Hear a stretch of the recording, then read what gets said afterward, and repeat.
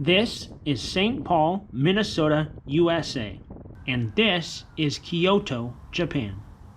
Just kidding, still St. Paul. And this is how I spent 14 days pretending to be in Japan.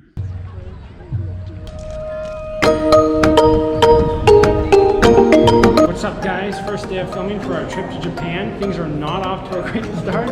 We're at Como where it's cash only and none of us have cash, so visiting the ATM here quickly and then we'll be back at it.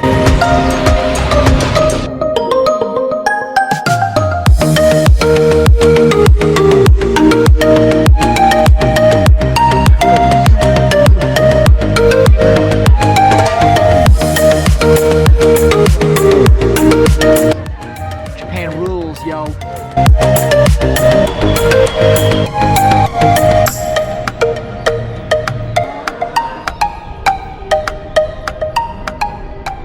So there are 3 rules for fake trips. 1 is no green screens, 2 is no Photoshop, and 3 is no photos from actual trips.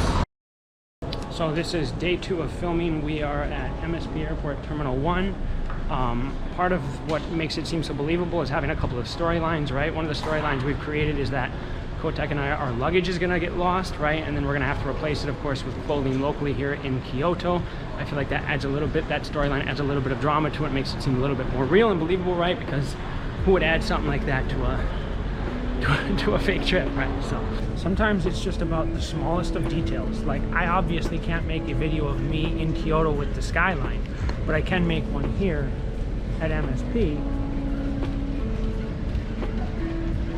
There's some generic airport sounds from Japanese airports playing on my phone. So, made it here to Kyoto, but seem to have lost Kotek, and on top of that, the airline lost our luggage.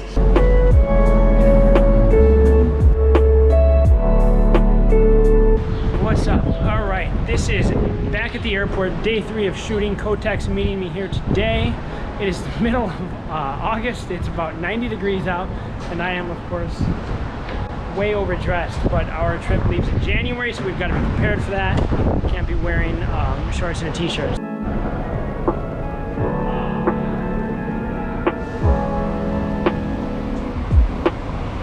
So randomly here at the parking at MSP, there's a couple of signs, and I had no idea what these meant.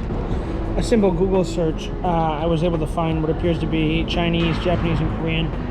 I'm gonna go ahead and guess that this here is Chinese, so not sure I'll be able to use this one here, but over here this one appears to be, based on this anyway, this would appear to be Japanese.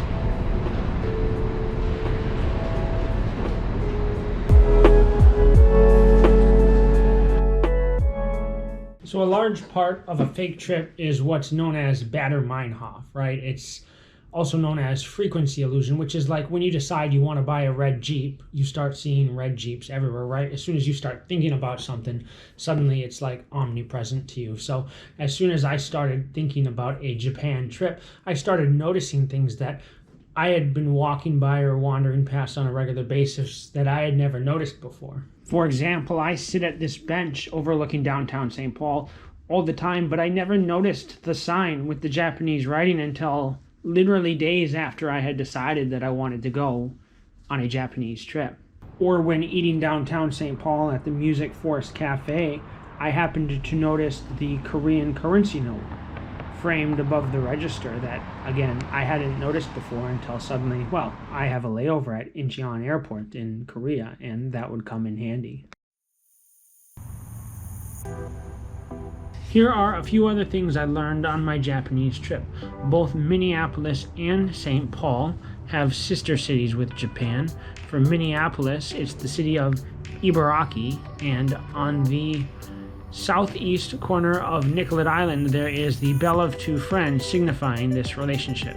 In St. Paul, the sister city is Nagasaki, and on the west side of Lake Phelan is this monument, symbolizing their friendship.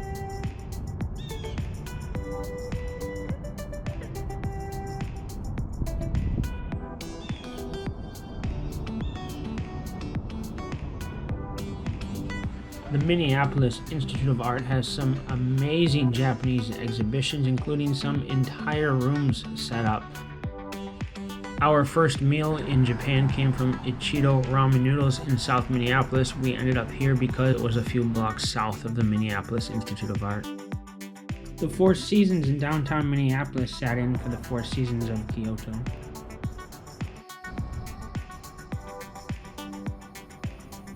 Another meal came from Yumi, Japanese restaurant and bar in St. Paul on Selby Avenue, including this photo here. Wait, let's get rid of the exit sign. There we go. That's better. So I think some people think, well, why take fake trips, right? Why go through all this hassle on social media? And besides the fact that it's kind of fun for me, the real benefit is that it gives me a chance to see culture or different cultures that are present here in the Twin Cities that I wouldn't ordinarily recognize. Like all of the Japanese restaurants and museums and just the little things around town, or going to the Japanese festival at Como. So really it's just about seeing and experiencing things that ordinarily you just kind of miss.